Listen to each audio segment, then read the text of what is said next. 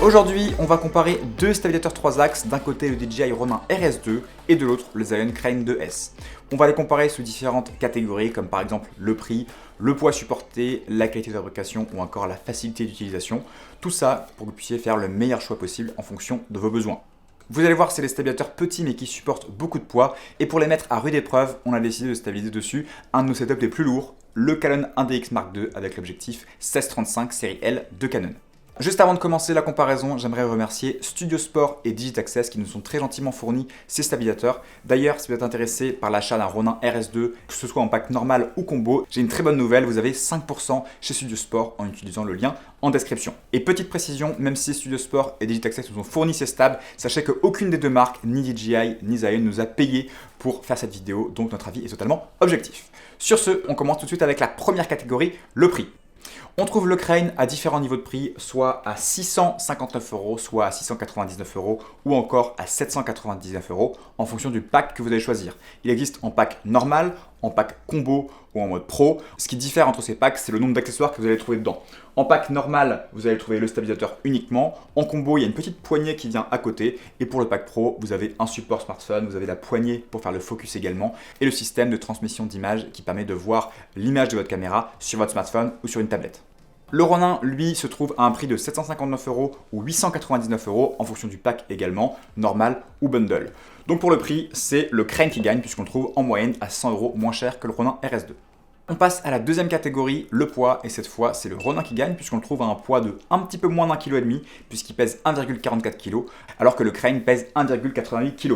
Quand on tient un stabilisateur 3 axes dans les mains, on a évidemment notre caméra dessus, donc c'est rapidement très lourd, donc le poids est très important et il y a quand même une sacrée différence puisqu'il y a environ 500 g de différence entre ces deux stabilisateurs. On passe à la troisième catégorie, le poids supporté. Le poids supporté, c'est le poids maximal de la caméra que vous allez pouvoir mettre sur ce stabilisateur pour qu'il puisse la stabiliser. Et pour ces deux stabilisateurs, on est à égalité puisqu'ils peuvent tous les deux supporter jusqu'à 4,5 kg. Ça fait donc 2 partout. On passe à la quatrième catégorie qui est l'autonomie. Ces deux stabilisateurs ont exactement la même autonomie, à savoir 12 heures. Par contre, les temps de charge varient. On charge le Ronin en 1h30 environ, alors que le Crane se charge en 4 heures. Par ailleurs, ils n'ont pas exactement les mêmes types de batterie. Ici, on a une batterie qui est intégrée dans le manche, alors que dans le Crane, il faut dévisser le manche pour enlever des piles qu'on va venir recharger séparément. Pour l'autonomie, ça fait donc plus 1 pour le Ronin, vu qu'on peut le charger beaucoup plus vite que le Crane. On passe à la cinquième catégorie, la qualité de fabrication. Ces deux stabilisateurs sont construits à la fois en acier et en carbone. Ici, on a le manche qui est en carbone chez le Crane 2S, mais sur le Ronin, on a plus de parties en carbone puisqu'on a toute l'armature ici et ici qui est en carbone. On a aussi sur le Ronin des boutons plus agréables, mieux finis je trouve que sur le Zion Crane 2S. Le grip est également de meilleure qualité. Donc pour toutes ces raisons, on met encore un point de plus pour le Ronin pour ce qui est de la qualité de fabrication. On passe à la sixième catégorie, la taille et la compacité. Et encore une fois, c'est le Ronin qui gagne puisqu'il est plus petit. Vous voyez juste ici, il est un peu plus petit que le Zion Crane 2S. Par ailleurs, il est plus facile à ranger puisque le manche ne se démonte pas sur le Crane 2S, alors qu'ici on peut enlever le manche, ce qui permet aussi de recharger la batterie plus facilement. Et enfin, le Ronin RS2 vient avec un sac beaucoup plus qualitatif que le Crane 2S. Sur le Crane 2S, on a une grande poche en polystyrène avec un emplacement pour chaque pièce, donc il faut tout dévisser un par un, tout bien ranger, et le sac est en polystyrène pas très qualitatif, alors que le sac du Ronin est tout petit, d'une qualité bien meilleure, ce qui rend le Ronin beaucoup plus facile à transporter que le Zion Crane 2S. Ça fait donc encore un point pour le Ronin sur la taille et la compacité. On passe maintenant à la septième catégorie testée qui est le format de ces stabilisateurs. Et ces deux stabs ont exactement le même format, c'est-à-dire un trépied en dessous, un grip et la nacelle juste au-dessus. Il faut savoir que le Crane 3 Lab avait un format un petit peu différent, je ne sais pas si vous vous souvenez, je l'avais testé dans une vidéo YouTube. Il y avait ici une poignée qui était intégrée directement, ce qui permettait très facilement de passer en low mode. Le problème de cette poignée qui est intégrée et qui est toujours permanente, c'est que effectivement, c'est plus facile de faire des plans au ras du sol, mais quand vous prenez le stabilisateur devant vous, ça l'éloigne de votre corps, du coup ça le rend moins stable puisque vous avez évidemment le stabilisateur moins près de votre corps, donc c'est moins facile à stabiliser. Donc du coup les deux marques, DJI et Crane, ont décidé de faire un format hybride où vous êtes en format classique comme ça de base, mais vous pouvez ici avec le Ronin ajouter un accessoire et mettre une poignée, et la même chose sur le Crane avec une pièce détachée supplémentaire. La seule différence, c'est que sur le Crane, vous avez plus d'espace, je trouve, au niveau du châssis ou de l'armature pour mettre votre caméra, donc ça peut être intéressant si vous avez une plus grosse caméra, plus d'espace pour équilibrer la caméra. Donc pour le format, ça fait un point pour le Crane. On passe maintenant à la huitième catégorie, la facilité d'utilisation. Et vous allez voir, il y a plein de sous-parties dans cette catégorie. Première chose, le moteur qui cache l'écran. Vous voyez ici, pour le Crane, le moteur est à l'horizontale, alors que sur le Ronin, il est un petit peu décalé, ce qui permet de plus facilement voir l'écran. Donc ça fait évidemment un point pour le Ronin au niveau du moteur. On a aussi la plaque qui est mieux pensée chez Ronin, puisque ici vous avez un petit outil qui permet de très facilement avancer la plaque, faire des micro-ajustements, et vous pouvez fixer sur cette plaque, ou cette semelle, on appelle ça aussi une semelle, une autre semelle qui permet très facilement de passer en mode main levée grâce à ce petit système d'attache rapide. Vous cliquez ici sur le bouton et vous pouvez enlever cette plaque là très facilement.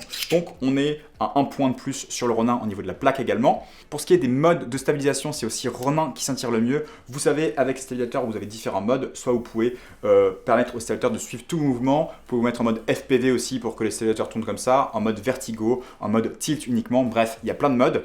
Et sur Ronin, ils sont beaucoup plus faciles à changer puisque vous avez un écran tactile. Alors que sur le Zen Crane 2S, il faut appuyer une fois sur ce bouton, 2 fois ou 3 fois pour changer de mode, ce qui est quand même beaucoup moins pratique que sur le Ronin RS2. Pour ce qui est de l'application reliée à ces stabs, c'est également Ronin qui s'en sort le mieux. Vous savez, pour chacun des stabs, vous avez une application qui permet de changer les réglages de votre stabilisateur ou d'avoir un retour de votre caméra. Et l'application Ronin est beaucoup plus agréable en termes de design, en termes d'interface aussi, beaucoup plus facile à utiliser, même si ces deux applications proposent la même chose. Donc ça fait encore une fois un point pour le Ronin. Là où Crane s'en sort au niveau de la facilité d'utilisation, c'est au niveau des petits locks ici. Vous voyez, vous avez des petits locks qui permettent de bloquer vos axes pendant le transport ou lors de l'équilibrage. Et ils sont plus gros, plus facile à trouver chez le Crane, donc ça fait un point pour le Crane. Et on a aussi le mode vertical qui est mieux chez Crane puisque vous pouvez enlever ici la plaque comme ceci et très facilement la mettre ici en mode vertical pour vos stories, pour vos réseaux sociaux, alors que chez DJI, ça demande d'acheter une pièce qui n'est pas inclue dans le pack bundle.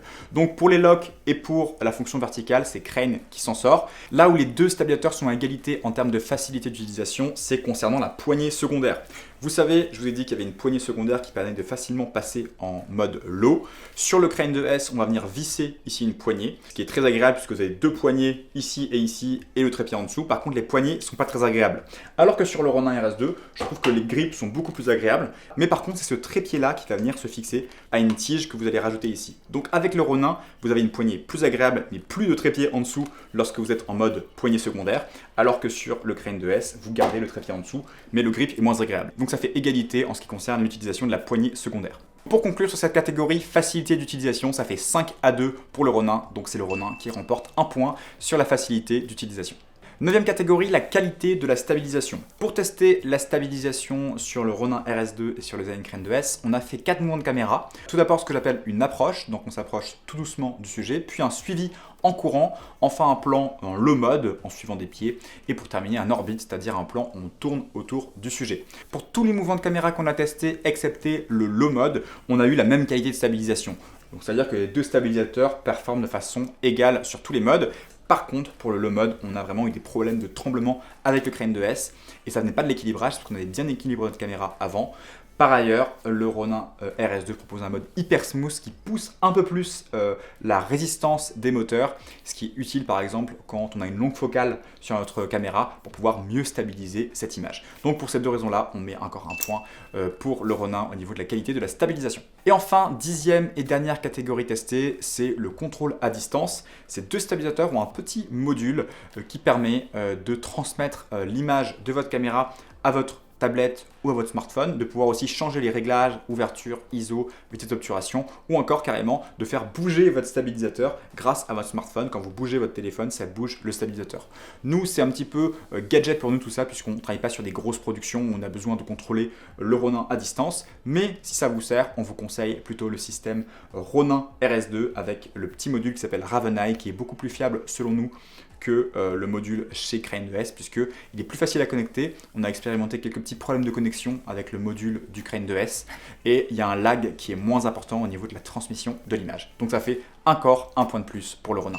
En conclusion de cette comparaison, vous l'avez vu, c'est le DJI Ronin RS2 qui gagne plutôt à plate couture. Les deux endroits où il ne gagne pas, c'est au niveau du format et du prix. Alors pour ce qui est du prix, pour 100 € de différence, franchement, on vous conseille le Ronin RS2, vous aurez un bien meilleur stabilisateur. Par contre, si vous avez une grosse caméra, c'est vrai qu'au niveau du format du châssis, vous avez plus de place sur le Crane 2S. Donc c'est peut-être l'élément qui vous fera pencher pour le Crane 2S plutôt que le Ronin RS2. Au niveau des kits, nous on ne recommande pas forcément les kits bundle ou le kit pro. Le kit simple, ça suffit. puisqu'on n'utilise pas beaucoup le module Raveneye ni la molette de focus. J'ai jamais compris comment certaines personnes arrivaient à faire le focus en même temps que leur stabilisateur. C'est pour ça qu'on utilise d'ailleurs des caméras avec un peu d'autofocus. Donc si vous avez une utilisation comme la nôtre, c'est-à-dire vidéo corporate, vidéo de voyage, vidéo d'événement, on vous conseille plutôt le kit normal. Voilà pour cette vidéo, j'espère qu'elle vous a plu. Juste une petite chose avant de vous quitter, si vous voulez apprendre à créer des films au rendu professionnel et pourquoi pas transformer cette passion de la vidéo en métier, j'ai un programme d'accompagnement 100% en ligne qui s'appelle l'École Grain, dans lequel je vous apprends tout ce que vous devez savoir étape par étape pour vivre de la vidéo. Choisir votre matériel, le régler, la prise de vue, le montage, l'étalonnage et enfin l'aspect business de la vidéo. Si ça vous intéresse, j'ai préparé une formation totalement gratuite d'1 heure dans laquelle je vous donne plein d'astuces sur la vidéo et qui est en quelque sorte un condensé de cette école. Je vous laisse découvrir tout ça en cliquant juste ici ou sur le lien en description. Sur ce, je vous dis à très vite et n'oubliez pas, sortez et faites des vidéos.